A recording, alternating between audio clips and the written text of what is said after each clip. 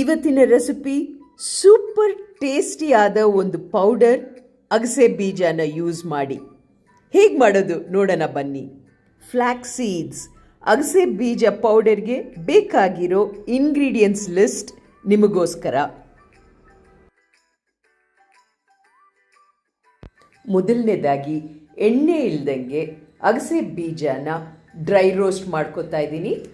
Medium ಫ್ಲೇಮಲ್ಲಿ brown colour ಆಗೋವರೆಗೂ ಅದನ್ನು ಪಕ್ಕಕ್ಕಿಟ್ಟು, ನೆಕ್ಸ್ಟ್ ಉದ್ದಿನಬೇಳೆ ಅದನ್ನು ಬ್ರೌನ್ ಕಲರ್ ಆಗೋವರೆಗೂ ಡ್ರೈ ರೋಸ್ಟ್ ಮಾಡಿ ಪಕ್ಕಕ್ಕೆ ಎತ್ತಿಟ್ಕೋತಾ ಇದ್ದೀನಿ.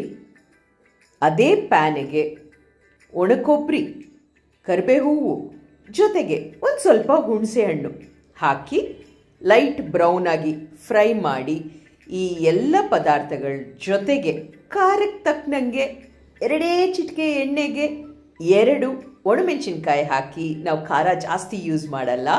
ಸೊ ಈ ಎಲ್ಲ ಇಂಗ್ರೀಡಿಯೆಂಟ್ಸ್ನ ಬ್ಲೆಂಡರ್ಗೆ ಹಾಕಿ ನೀರಿಲ್ದಂಗೆ ಡ್ರೈ ಪೌಡರ್ ಮಾಡ್ಕೋಬೇಕು. ಸಿಂಪಲ್ ಅಲ್ವಾ? ಈ ಪೌಡರ್ಗೆ ಒಂದು ಚಿಕ್ಕ ಚಮಚ ಬೆಲ್ಲದ ಪೌಡರು ಜೊತೆಗೆ ರುಚಿಗೆ ತಕ್ಕನಂಗೆ ಉಪ್ಪು, ಅಗಸೆ ಬೀಜದ ಪೌಡರ್ ರೆಡಿ. ಈ ಫ್ಲ್ಯಾಕ್ಸ್ ಸೀಡ್ಸು ನಮ್ಮ ಹಾರ್ಟ್ಗೆ ಬಹಳ ಒಳ್ಳೆಯದು. ಜೊತೆಗೆ BP ಕಂಟ್ರೋಲ್ ಮಾಡೋಕ್ಕೆ, ಶುಗರ್ ಕಂಟ್ರೋಲ್ ಮಾಡೋಕ್ಕೆ, ವೆಯ್ಟ್ ಲಾಸಿಗೆ ಎಲ್ಲದಕ್ಕೂ ಸೂಪರ್ ಡ್ಯೂಪರ್ ಫುಡ್.